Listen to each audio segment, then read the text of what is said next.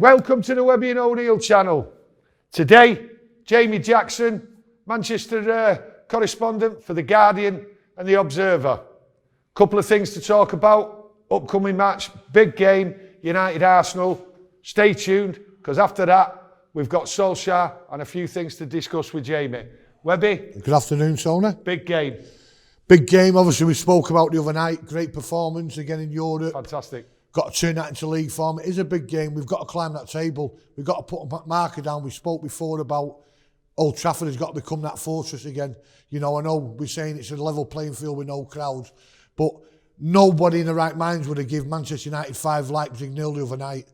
But it happened because we played well. Jamie might have not. Anyone who put that in the bookies and won money want to go and put the lottery on tonight because they'll win it. Because we never said that. We would have been happy with 1-0 on goal last minute. Yeah. But we played great. Yeah, fantastic. So we've got to transfer that against an Arsenal team who are doing well, but a lack of defenders. So hopefully...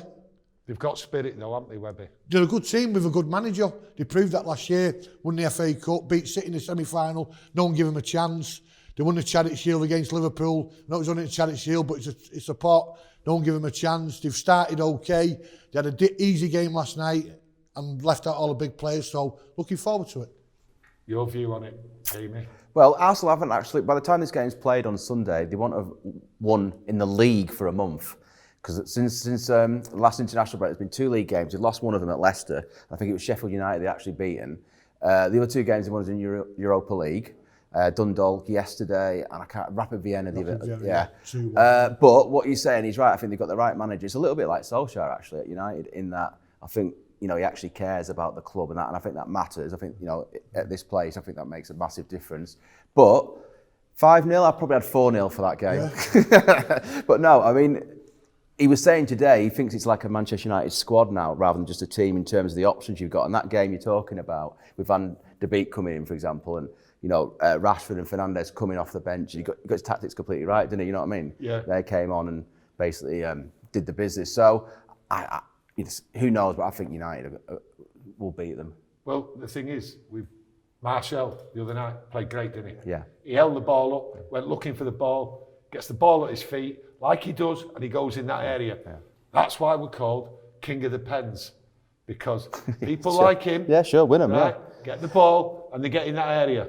What you're saying there is he's a proper centre forward now, because now when he does those runs, he doesn't lose the ball. It actually makes a difference, doesn't it? Yes, when he's sort of lost his way because Van Gaal, not Van Gaal, Mourinho dropped him from the number 9, and if you're not playing a lot, but now he came into that game, the Leipzig one. He'd only played the week before against PSG because of the suspension, but it's so good now that he's on it straight away. Yeah, we could have done with him on a weekend, but he shouldn't have done a stupid thing, got wound up, but he'll come back better. But like we've spoke about, especially in Europe, he seems to find a lot of space, and he's creating space for other players. Yeah. And he was doing that in the league, and people saying, well, he's not scoring, but you'd have Martial in your team all day, whether he's scoring obviously is a bonus, but big miss. But obviously Marcus come to the fore. He's playing well, he's confident. He can't do anything wrong, that kid, at the moment.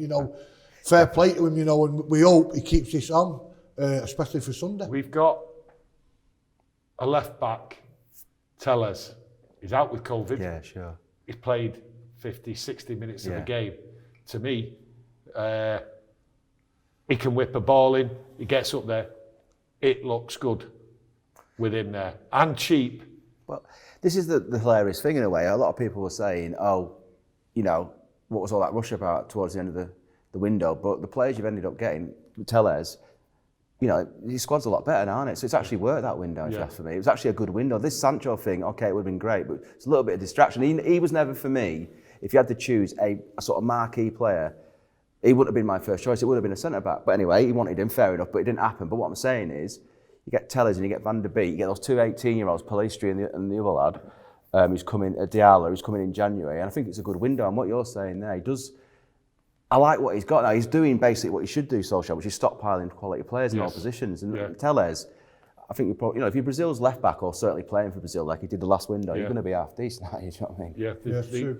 Yeah, we've talked many times on our channel, and we get loads of comments. People keep bringing in, by the way, your comments. Back 5, back 4, 2 games over there in Paris. Yeah. Okay. and a back four here against Leipzig.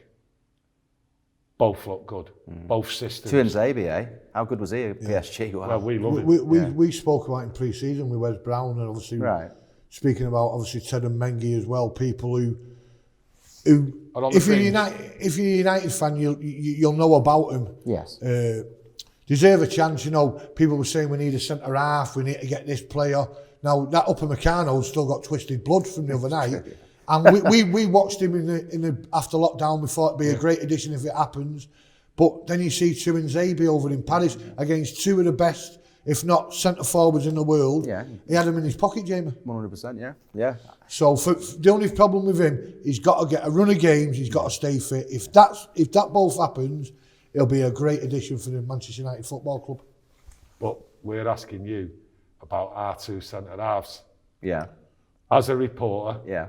As watching the games, your industry has slaughtered our back four. Yeah. I'm not saying you have, because I've not read your reports because I didn't want to be biased. Yeah, no, I didn't want to be biased on you, right, and have you by the throat, right? But hey, that might come later. Now, Maguire, Lindelof, looking good against Leipzig.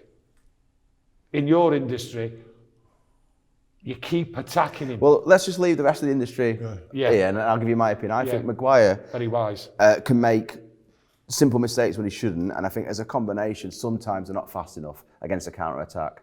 That's my not criticism, but that's where I think you're lacking. But the rest of it, you know, what was the game he scored a goal in? Was it, Maguire? Where he equalised. Yeah. Newcastle. Newcastle. Right, yeah. So that was a good response, especially after the 6-1. Yeah. That was the first game game back. Sending off as well. Yeah, exactly. Sorry. And obviously all that happened in summer in Greece. So I like him as a leader. I like what Solskjaer has done, stand by him.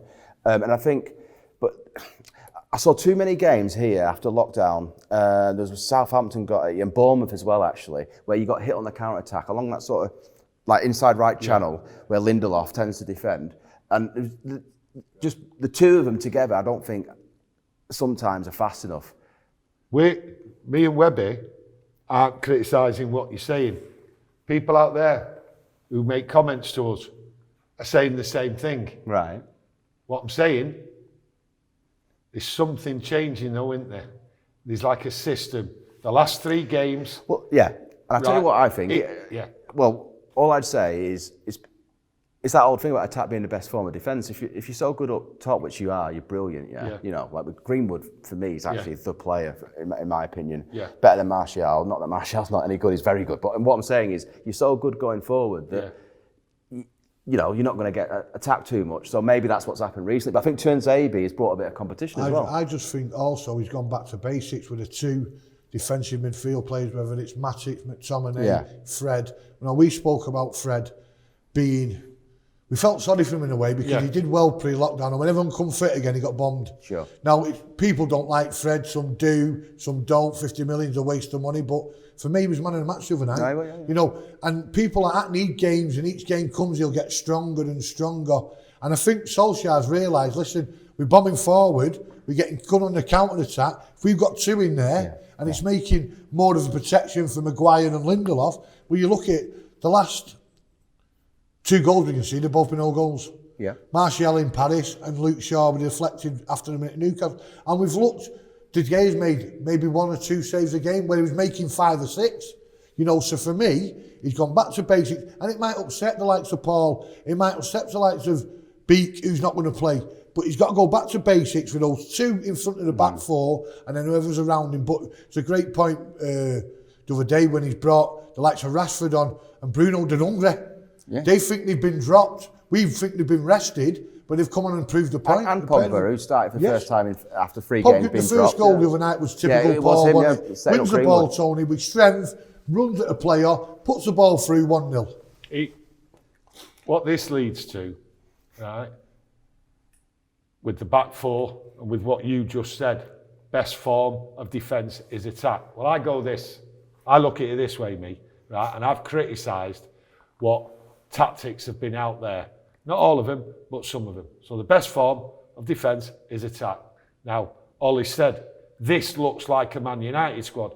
Well, it will look like a Man United squad right? If you're not stood in your own 6-yard box next to your goalkeeper, passing it like that with another 2 defenders on the edge of the box, inviting the team on. I've never seen that in my life.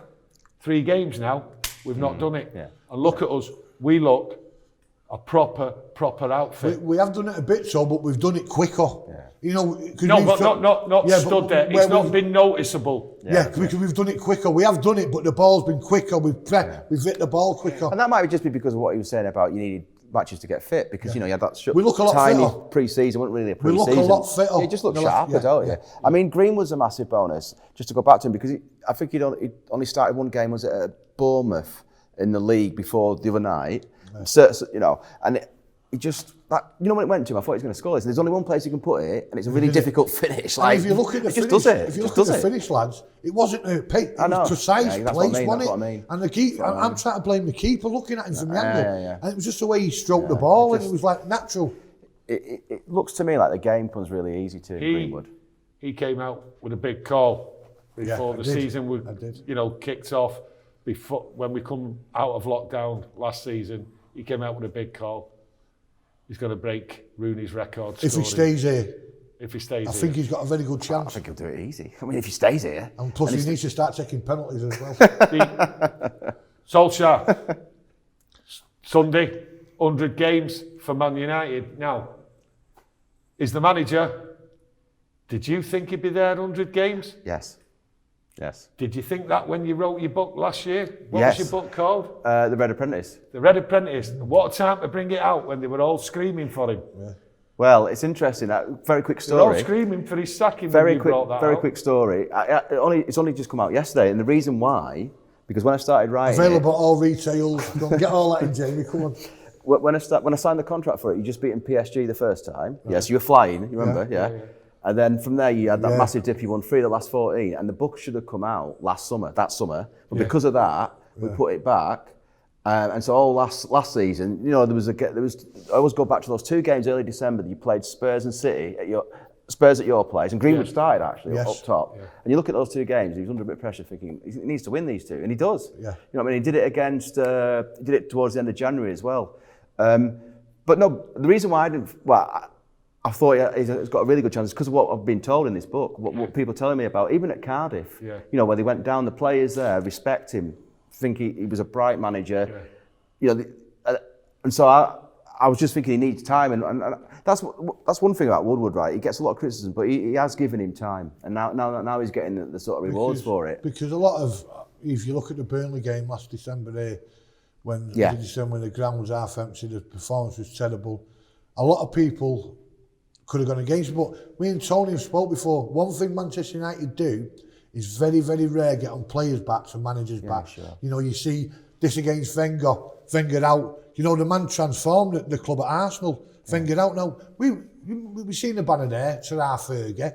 That was by a stupid bloke who walks around the ground every match day now. But for me, we give him time, and Tony's a big fan of him. We're all big fans of him. And I think with another couple of additions, and the right additions, I think he could take us to the next level. Can I just ask you 2 questions? Have you ever, so you both are fans of it, you ever think, well, listen, I'm fans of this guy. You're fans of him, yeah? Yes, Solskjaer, but did you ever think, was there ever a moment you thought, look, I'm a fan of this guy, but I'm not too sure? I'd say, yeah. Listen, I look at it this way. I'm 62. I've been going over 50 years, right? You support your club, you support your manager, you support the players, okay? Yeah. There is always a time when you know, as a real football fan, it's over because the signs are there. Now, with Mourinho, you knew the time was up because he never shut up moaning, right? And at the end of the day, right, he had a lot to moan about because he wasn't backed. Van Gaal, we all knew it was coming, but we still supported him. Yeah. Except those people who were in the FA Cup final and those what booed him lifting the cup up. Disgraceful. Now, for me, with Moyes, it was clear as day, right, that he was never going to succeed here. Yeah. But when you start, you always know when a manager, regardless if he's a manager for Manchester United, when he's on the TV, like Moyes was, criticising his own players, then you know it's over. It's not great, because what it is, it's all, you know when the dressing room has lost the manager. Yeah. Right? And then it's like, well, his time's up. You have to accept it. It's the way it is. But with Solskjær was given this job, right, to build from within. Yeah. Gone back to basics. He's bringing all the young guns in now. He's bought a load, and he's brought a load of young guns in this summer. What people out there don't know. Okay, right? He's building for the future. But while he's here, he's got good players, and he's got the vibe, and he's just. When he got here, he had to get rid of a load of players. He said, he had a massive there's job some on the journey and there's some not. Yeah. Now, the journey starts, you're watching the journey, right? And I believe in his method, but I also believe in what the club is aiming for. They've gone down the path, hiring and firing. Waste of time. To the best managers who've been to some of the biggest clubs in Europe, failed here. Well, what do you do? Bring another. You're You right. might as well just wipe your mouth and just crack on. And that's what he's doing. And you've got to support him. All those out there, lots of support him, lots don't. Right? But then that's their opinion and they've got the choice. Sure. But from my point of view and his point of view, the way we was brought up, right, you stick with it, but you've got to understand what's going on behind and not your newspaper headlines. Now, Jamie? That's me. That's you. Webby. Yeah, Good lad. Yeah, great. I'm going to get your book. Do you know what that is? Just before we go, do you know what that is? Go on. How much you know me? I know what that is. This is the man what made Mourinho stick 3 fingers up, right, and tell him, right, because he upset Mourinho, and tell him, 3, give me respect, he said. I've won 3 league titles. How did you upset him?